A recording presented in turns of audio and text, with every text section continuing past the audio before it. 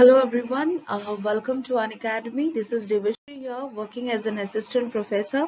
If you want to join Unacademy Plus, you can join it with the help of my referral code, that is DEBA1. What are the benefits of Unacademy Plus? Are daily live classes, structured courses as per the CSIS syllabus, live tests and quizzes, and unlimited access to all the educators at single subscription. So if you want to join Unacademy Plus with a 10% off, you can join it with the help of my referral code, that is DEBA1. So if we see the price list, if you are willing, if you want to join for 1 month, the price will be around 1890. For 3 months it is 4725. For 6 months it is 7560. For 12 months it is 9450, and for 24 months it is your 11340. If you use my referral code DEBA1, you will be getting a 10% off on all those prices, right? So to get the benefit and to avail this maximum benefit at minimum price, you can use my referral code, that is DEBA1. Let's move to the topic, that is last class. I think we have seen the aging part 1. So this class will be discussing about the aging part 2. So in this class, we'll be dealing with the DNA repair enzymes. How DNA repair enzymes affect aging. So in this class, we will see how DNA repair enzymes affects aging. We will see this part, right?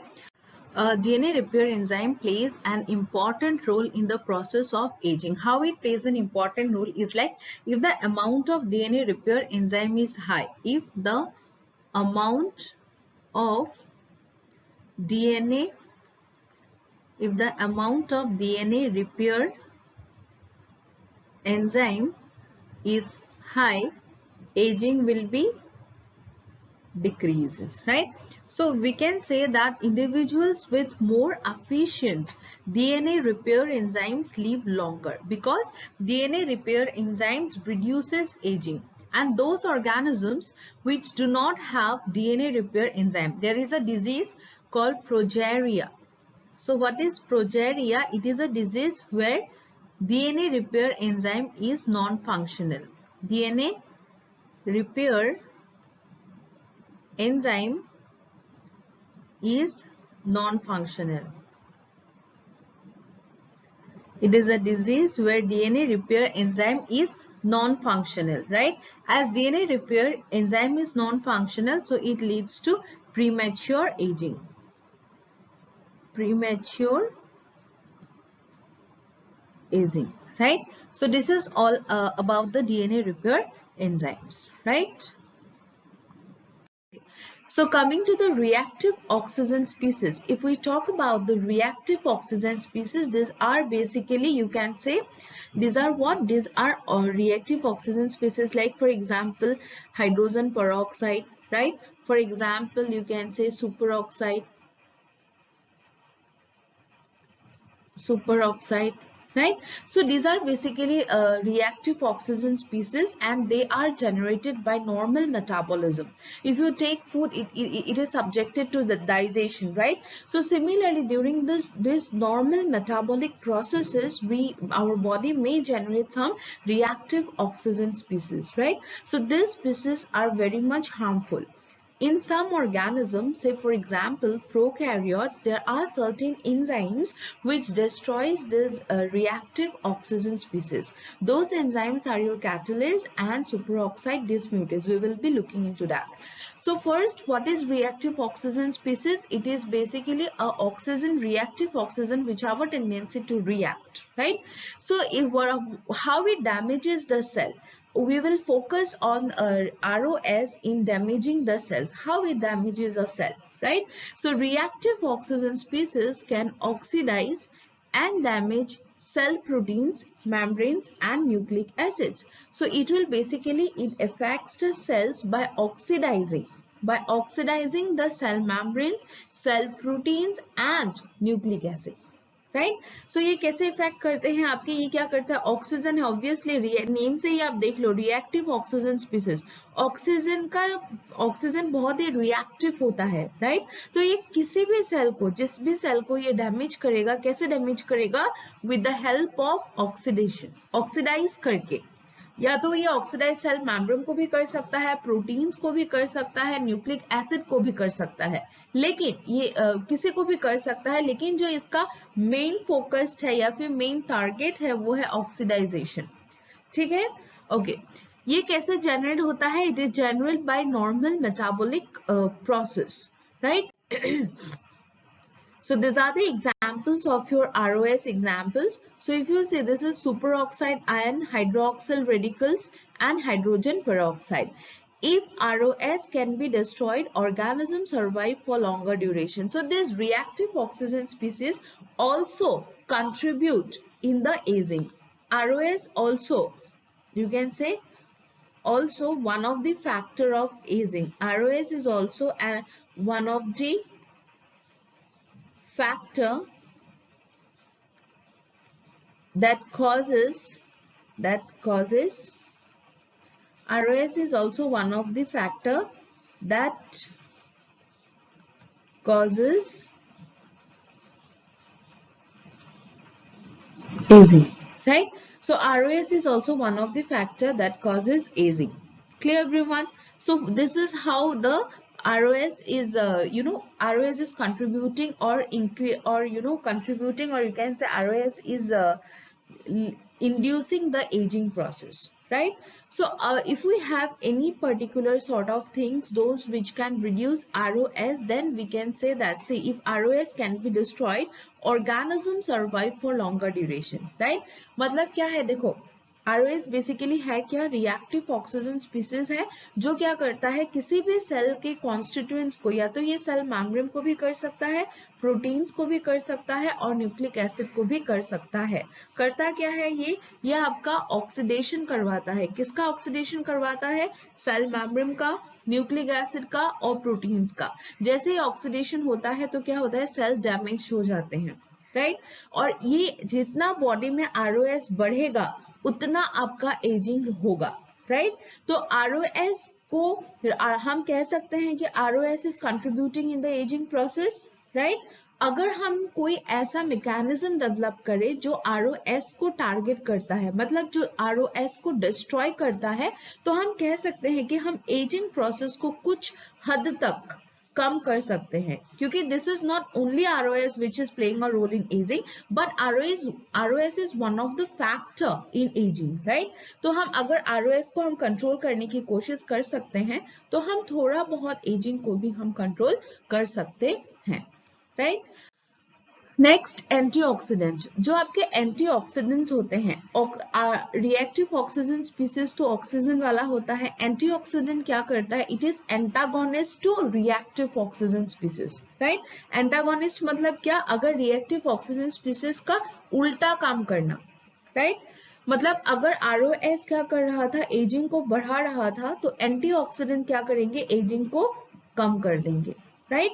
देखते हैं, antioxidant reduce the free radicals. Antioxidants basically करता क्या है, ये आपके free radicals को आपका reduce करते हैं, right. Antioxidants can be synthesised intracellularly और can be taken extracellularly through diet.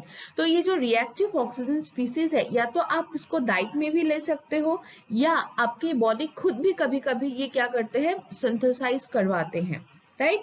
तो antioxidant is very important factor that act antagonist to reactive oxygen species, right. और ये क्या करते हैं, आपका ये डाइट में भी हो सकता है, ये बॉडी के इनसाइड में भी सिंथेसाइज हो सकता है। आप कहीं भी आप अगर एड भी देखोगे, किसी भी एडवर्टाइज या फिर कोई भी अगर आप एडवर्टाइज देखोगे, तो वहां पे एंटीऑक्सीडेंट्स के बारे में बोलते हैं कि this is rich in antioxidants, facial cream हो, कुछ भी हो, because this antioxidants basically target reactive oxygen species which plays a role in promoting aging, right. Okay, तो some enzymes are also responsible for degradation of reactive oxygen species. कोई कोई enzymes होते हैं जो responsible होते हैं आपके aging process को कम करने में, right? So these are the examples like catalase and superoxide dismutase. ये दो examples है जो कि basically ये prokaryotes में भी पाया जाता है, right? तो ये क्या करते हैं basically आपका ये reactive oxygen species को कम करवा देते हैं, like antioxidants, right? अब मैं यहाँ पे telomerase and p53 is a telomerase and p53 is another factor. p53 basically क्या है? p53 है एक आपका रेगुलेटर ऑफ सेल डिवीजन. किसका रेगुलेटर है? ये सेल डिवीजन को रेगुलेट करता है. मतलब ये सेल डिवीजन को बढ़ा भी सकता है, कम भी कर सकता है, right? So we can say that it is a regulator. p53 is a regulator of the cell division. या तो ये सेल डिवीजन को बढ़ा सकता है या फिर इसको कम कर सकता है, right? So p53 bound to a repressor protein that is inactive p53. Normally जो सेल में p53 होता है वो आपका इनएक्टिव फॉर्म में होता है, राइट? क्यों इनएक्टिव फॉर्म में होता है? क्योंकि इसका ये तब एक्टिवेट होता है जब आपके सेल में कुछ डैमेजेस हो, राइट? तो अब अगर वो इनएक्टिव रहता है तो वो किसके साथ बाउंड फॉर्म में रहता है? रिप्रेसर प्रोटीन के साथ. मान लो अगर ये आपका p53 है, ये आपका p53 है, तो ये क्या करेगा? ये रिप्रेसर के साथ ये मान लो ये हो गया उसका रिप्रेसर, राइट? ये ऐसे रहेगा और जब ये ऐसे कॉम्प्लेक्स में रहेगा p53 रिप्रेसर के साथ, तब हम इसको बोलेंगे क्या? हम बोलेंगे इसको इनएक्टिव p53, राइट? p53 तभी एक्टिवेट होगा जब there is a DNA damage, oxidative stress etcetera etcetera, radiations कुछ भी हो सकता है, तब आपका क्या होगा? p53 एक्टिवेट होता है, राइट? नॉर्मल फॉर्म में ये रिप्रेसर के साथ बाउंड रहता है, जिसके कारण क्या होता है? ये आपका इनएक्टिव रहता है. लेकिन जैसे ही ये आपके एक्टिव होता है, ये क्या करता है? आपका रिप्रेसर से छूट जाते हैं. It gets separated from the repressor and gets activated. So ये एक्टिवेट होता कब है? एक्टिवेट होने के लिए कुछ फैक्टर्स होना जरूरी है, जैसे आपका सेल में डीएनए का डैमेज होना, राइट? यूवी रेडिएशंस का इनटेक होना, या फिर आप कह सकते हो ऑक्सीडेटिव स्ट्रेस होना. तो ये सब सर्टेन फैक्टर्स रोल प्ले करेंगे, तब आपका क्या होगा? p53 एक्टिवेट हो जाता है और वो सेपरेट हो जाते हैं आपका रिप्रेसर प्रोटीन से, राइट?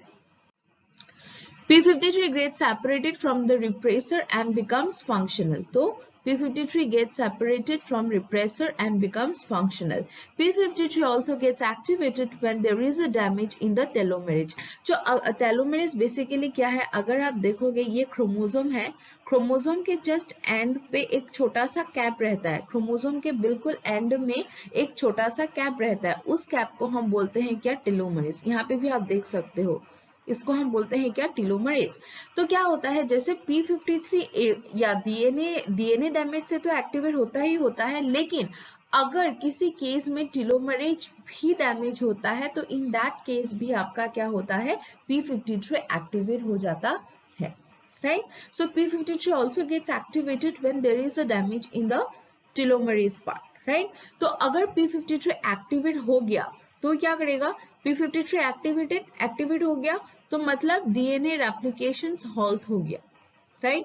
p53 जब एक्टिवेट हुआ तो ये किसको हॉल्ट करेगा? डीएनए रेप्लिकेशन को. क्यों?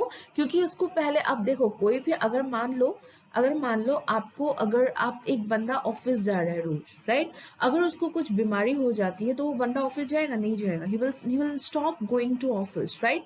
वो पहले अपना ट्रीटमेंट कराएगा, वो अपने आप को पहले he makes himself healthy, then he will plan for office, right? So same thing here. यहाँ पे क्या होगा? अगर आपका p53 एक्टिवेट हो गया, वो डीएनए रेप्लिकेशन को स्टॉप करवाते हैं, राइट? डीएनए रेप्लिकेशन स्टॉप होने के बाद वो क्या करते हैं? जो भी डैमेज पार्ट है उसको रिपेयर के लिए भेजता है, राइट? अगर रिपेयर नहीं होता है, अगर रिपेयर हो गया तो फिर से क्या होगा? ये फिर से नॉर्मल प्रोसेस में चला जाएगा. अगर रिपेयर अच्छे से हो जाता है तो ये रिपेयर के बाद नॉर्मल प्रोसेस में जाएगा. लेकिन अगर रिपेयर नहीं होता है तो ये क्या करेगा? एपोप्टोसिस करवा देगा. Apoptosis means program cell death करवाता है अगर रिपेयरिंग फेल होता है तब, राइट? तो ये हो गया p53. अब अब ये बहुत इंपॉर्टेंट है कि shortened telomerase and stem cell depletion leads to induction of many degenerative diseases and also caused fast aging. जो टीलोमरेज का लेंथ है, मान लो ये टीलोमरेज का लेंथ है, राइट? तो अब क्या होगा, जैसे ही टाइमिंग के साथ टीलोमरेज का आपका लेंथ कम होता जाता है, आपको अच्छे से समझाती हूँ, जो टीलोमरेज का लेंथ है with timing it keeps on reducing, right? ऐसे रिड्यूस्ड होता जाता है। तो जैसे ही जितना ये रिड्यूस्ड होता है उतना आपके एजिंग प्रोसेस को ये करवाता है, राइट? तो यहाँ पे क्या है आपका, जो shorten telomere and stem cell depletion, ये दो रोल प्ले करते हैं। कौन से दो रोल प्ले करते हैं? ये आपके या तो एजिंग को प्रमोट करते हैं, हम बोल सकते हैं कि ये it is promoting ageing, plus it is promoting a neuro degenerative disease, और you can say it is promoting degenerative diseases like muscular dystrophy. Example आप लिख सकते हो मस्कुलर डिस्ट्रॉफी, डिजेनरेटिव डिजीजेस का, राइट? अब क्या है, जो टीलोमियर्स है ये appears to shorten with in age. तो मैंने बोला ही है, पहले एज में ये लंबा हो सकता है, जैसे ही टाइम के साथ क्या होगा, मॉडिफिकेशंस होता रहता है। मतलब क्या होता है, टाइम के साथ टेलोमरेज का जो एंड है वो छोटा होते जाता है। Telomerase appears to shorten with age, right? Telomerase क्या है बेसिकली, एक ये है telomere, make sure this is telomere. तो इस टेलोमियर की लेंथ को मेंटेन करने के लिए एक एंजाइम होता है जिसको हम बोलते हैं टेलोमरेज। टेलोमरेज क्या है आपका, टेलोमरेज एक एंजाइम है, वो करता क्या है, it maintains the telomere integrity. आप कह सकते हो ये टेलोमियर के लेंथ को मेंटेन करता है, राइट? सो हम टेलोमरेज क्या है बेसिकली, टेलोमरेज एक एंजाइम्स है जो क्या करते हैं आपका, जो आपका क्या करते हैं, टेलोमर के लेंथ को मेंटेन करता है। ये एक एंटीसेंस कॉम्प्लेक्स भी आप कह सकते हो, it is an antisense complex. Telomerase में अगर डेफिशिएंसी होती है किसी भी एंजाइम का, अगर टेलोमरेज में डेफिशिएंसी होता है तो वो ये करवाता है प्रीमैच्योर एजिंग, राइट? अगर टेलोमरेज एंजाइम नहीं होता है तो ये प्रीमैच्योर एजिंग करवाता है। Over expression of telomerase longevity increases, अगर टेलोमरेज ज्यादा होगा तो एजिंग कम होगा, राइट? तो मैं एक बार क्विक समरी डिस्कस करती हूँ क्लास का कि हमने आज क्या क्या देखा, सो दैट सारा अगर मैं एक स्लाइड्स में कर दूंगी it will easy for you to understand, right? So first हमने देखा जो एजिंग प्रोसेस है, डीएनए एजिंग का एक फैक्टर हमने इस क्लास में डिस्कस किया। We have discussed only one factor of ageing, that is your DNA repair enzymes. We have discussed what, we have discussed about DNA repair enzymes। तो हमने देखा डीएनए रिपेयर एंजाइम्स बहुत ही important और efficient होता है। अगर ये अच्छे अमाउंट में प्रोड्यूस होगा, फंक्शनल रहेगा, एफिशिएंट रहेगा, तो ये एजिंग को कम करवाता है। इंक्रीज अमाउंट में क्या करते हैं, एजिंग डिक्रीजेस। और अगर ये कम अमाउंट में हुआ, या फिर आप बोल सकते हो नॉन फंक्शनल, तो प्रीमैच्योर एजिंग, प्रीमैच्योर एजिंग करवाएगा, राइट? तो डीएनए रिपेयर एंजाइम्स अगर ज्यादा होगा एजिंग कम होगा, अगर नॉन फंक्शनल होगा तो प्रीमैच्योर एजिंग होगा। Clear everyone? नेक्स्ट हमने क्या देखा, डीएनए रिपेयर एंजाइम्स में हमने दो चीज को डिस्कस किया, रिएक्टिव ऑक्सीजन स्पीसीज और telomerase and P53। Reactive oxygen species की अगर हम बात करते हैं, ये कुछ ऑक्सीजन रिएक्टिव ऑक्सीजन स्पीसीज होते हैं, जैसे आपका हाइड्रोजन पेरोक्साइड, जैसे आपका हाइड्रोक्सी रेडिकल, राइट? जैसे आपका हो गया क्या, super oxide dismutase, super oxide dismutase. ये आपके बेसिकली करता क्या है, दिस बेसिकली क्या करते हैं, या आपके ऑक्सीडाइज करता है। किसको ऑक्सीडाइज करते हैं, oxidise cell membrane plus proteins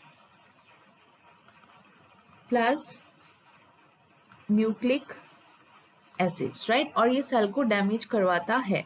तो अगर ROS ज्यादा होगा तो क्या होगा, एजिंग,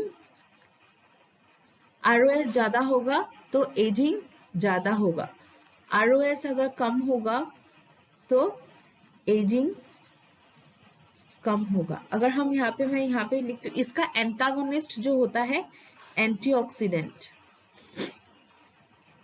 अगर एंटीऑक्सीडेंट्स हाई रहेगा एजिंग लो रहेगा, एजिंग लो। अगर एंटीऑक्सीडेंट्स लो रहेगा तो क्या रहेगा, एजिंग हाई, राइट। ये हमने देखा। दूसरा हमने क्या देखा, हमने देखा आपका टीलोमरेज का, यहाँ पे मैं लिखती हूँ telomerase and P53। Normally P53 आपका इनएक्टिव रहता है, ये P53 बाउंड होता रहता है आपका रिप्रेसर के साथ और ये इनएक्टिव रहता है। जैसे ही डीएनए डैमेज होता है या फिर सेल के कुछ प्रोटीन्स का डैमेज होता है तो ये एक्टिवेट हो जाता है। एक्टिवेट होने के बाद ये करता क्या है आपका, ये सेल साइकिल को, ये डीएनए रेप्लिकेशन को स्टॉप करता है। स्टॉप करने के बाद ये सेल को रिपेयर में भेजते हैं, रिपेयर में भेजते हैं और क्या करते हैं, अगर रिपेयर नहीं होता है then what it will do, it will kill the cell through apoptosis, right. मैं इसको अलग स्लाइड्स में देखती हूँ, right. Next move to the next slide.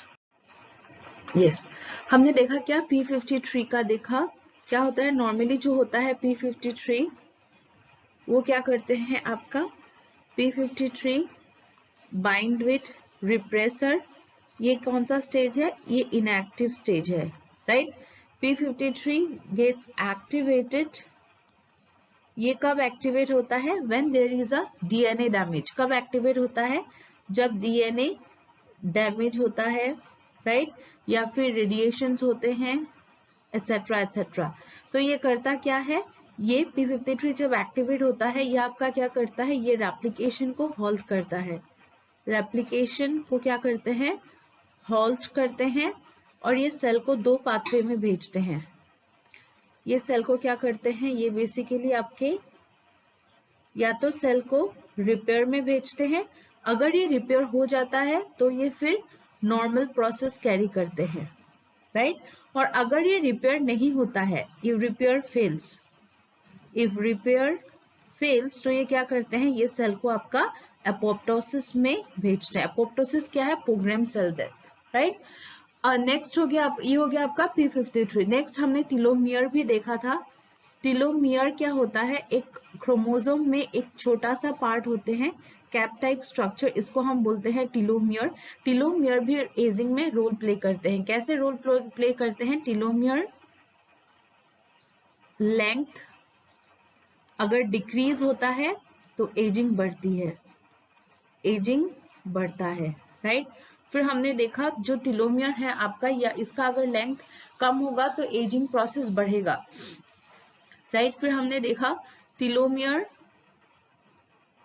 Plus अगर स्टेम सेल्स डिप्लीशन हुआ, स्टेम सेल्स डिप्लीशन हुआ तो ये क्या करेगा, या आपका एजिंग को बढ़ाएगा, एजिंग बढ़ाएगा प्लस डिजेनरेटिव डिजीजेस कॉज करेगा, जैसे मस्कुलर डिस्ट्रॉफी, राइट। और इस टीलोमरेज के लेंथ को मेंटेन करने के लिए एक एंजाइम होता है जिसको हम बोलते हैं telomerase.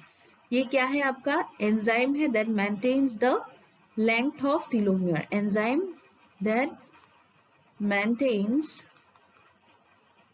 telomere length, right?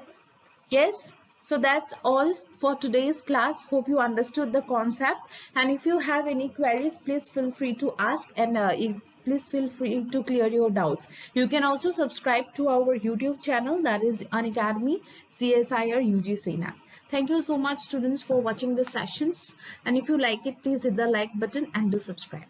Thank you so much. Bye bye. Take care everyone.